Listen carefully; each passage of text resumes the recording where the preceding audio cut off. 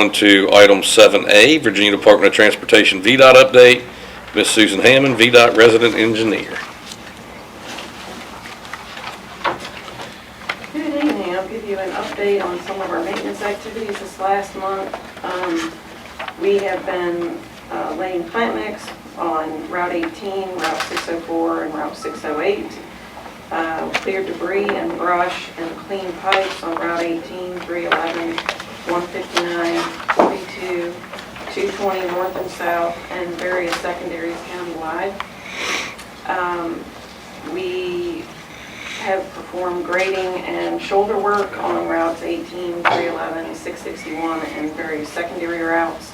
We're going to be placing plant mix. I think we finished up Route 42 today, but the next place they're going is Route 661 up in Johnson's Creek and Ugley's Creek, and Route 641 in Indian Graph, and Route 18 to address potholes and some pipe crossings that have settled. We will be clearing out behind the concrete barrier this month of Route 220 in the next couple of weeks.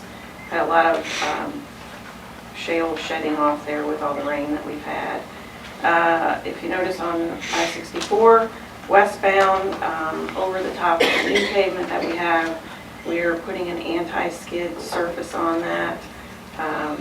When we track our accidents, there have been a lot of hydroplaning issues, and with the new asphalt on there, that was a safety measure that's added to that asphalt. We're also this month going to be starting work on the Route 696 bridge over I-64. That's the one out here at the interchange. That will be done at night to minimize impacts to traffic, and it will have a lane that is open throughout, but there, if you're driving through there at night, there'll be a little bit of congestion, I would expect. We are still waiting to get a schedule from our contractor on the closure of the Route 42 bridge over the railroad. I was hoping to hear from them today so that I could share some information with you on that. We should have that closure narrowed down. I don't expect for it to last more than 7 to 10 days tops, and that's only for curing of the asphalt. It may turn around a lot faster than that. But due to the center closure or the center pour that they have to do, they're basically chipping all of that concrete out of there, and that's requiring it because the bridge is so narrow. That's why we're in a position where we don't have a choice, but we would have to close it. But I'll make sure that information gets out to everybody involved. The other thing is we had a call with a lot of the local emergency responders and law enforcement to make sure that they're well informed of that too, and certainly work with Melissa to make sure that we get any public notice that's going to go out in advance, as well as some message boards, because the detour for that is unpleasant. You're not going to close anyway until after the July 4th holidays. If we can't get it done in advance of the holiday over the 4th, then it will get pushed off to be after. Yeah, we don't want it closed over the holiday. It's a long way up Douthit Road and around. Yes, it's a very long way. Especially for trucks. Yes. Yes, that it is. We don't have any redundancy in that area for primary routes at all. That's not tractor. And we don't want to send anybody down a road that can't handle truck traffic. Right. So we'll try to get the word out as much in advance as we possibly can. Dallas don't want No. tractor trailers coming through. It's an hour. Any way you go, it's an hour out of the way. From one point to the other, you're Yeah. exactly right. Yes. It's an extra hour. What are those dates again, please? I don't have a date yet. If they can't, because the closure is going to take about 7 to 10 days, if they cannot do it in advance of the July 4th holiday, we're going to push it off until after. Because the goal is not to have it closed over that time frame. If you can get So as soon, I was hoping to hear back from the contractor today about what their plan is, because they're having to bring in, because this is an accelerated job under the closure, so they're having to bring crews in from other locations. And they were doing some coordinating today, so I hope to hear back from them before this meeting, but I checked, I haven't heard anything back, so but I will let you guys know as soon as I know something. If you could, I'll pass it on to West Waco. There's a Absolutely. lot of truck traffic force products comes that way. You got state Yep. plant, Millboro, a lot. And of we've different- included Rockbridge County and Bath County in our meetings as well, and they're in our email chain too, so that everybody in the surrounding areas is aware of it as well.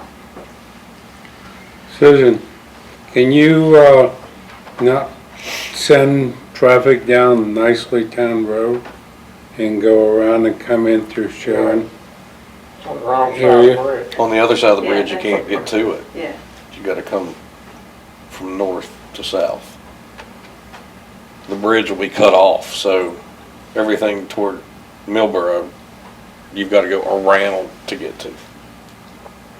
So if you live in the first house on the other side, you're gonna have to go all the way to Millboro, take a left through Douthit or a right through Well, then- Goshen Pass.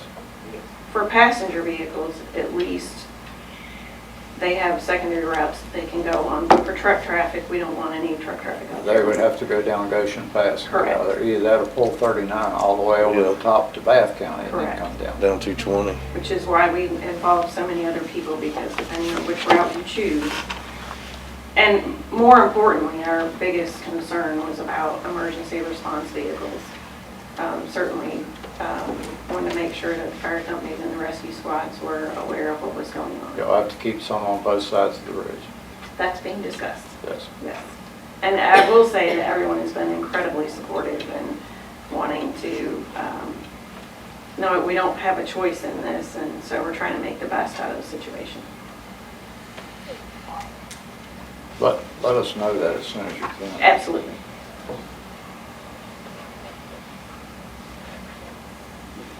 Any other board member questions or comments? I'm sorry, were you done? I didn't wanna, okay, I didn't wanna cut you off. We got tied up on the bridge. Well, this is kind of one of the bigger deal projects that we've had that will have significant impact to You traffic. shut so down a primary highway for 7 to 10 days, that is a big project. That's a big deal. The That's last a big time we had to do that was when we had a pretty significant slide on 39. Now that'll be, That wasn't a fun detour either. that'll be advertised pretty heavily. Absolutely. Okay. We'll do our standard press release. We have information that goes out on Facebook and Twitter. I send public notifications out to everybody that's within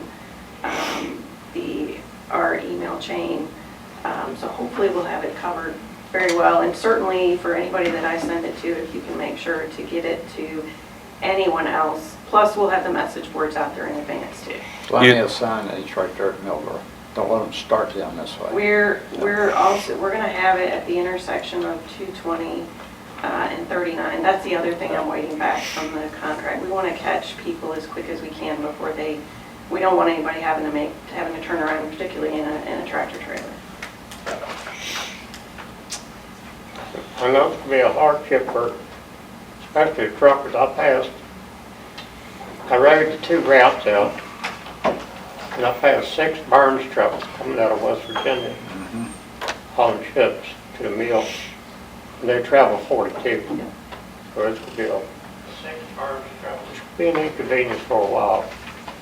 Yeah, and Let's open if up. we had any other choice, we would certainly be looking at it. But since it is in the center and the bridge is so narrow, Yeah, we really don't have any other alternative. Well, it's not near as bad if they know it, because you can turn the trucks at Marlington, I mean, you can route them different out of wherever they're coming out of Right. from the start.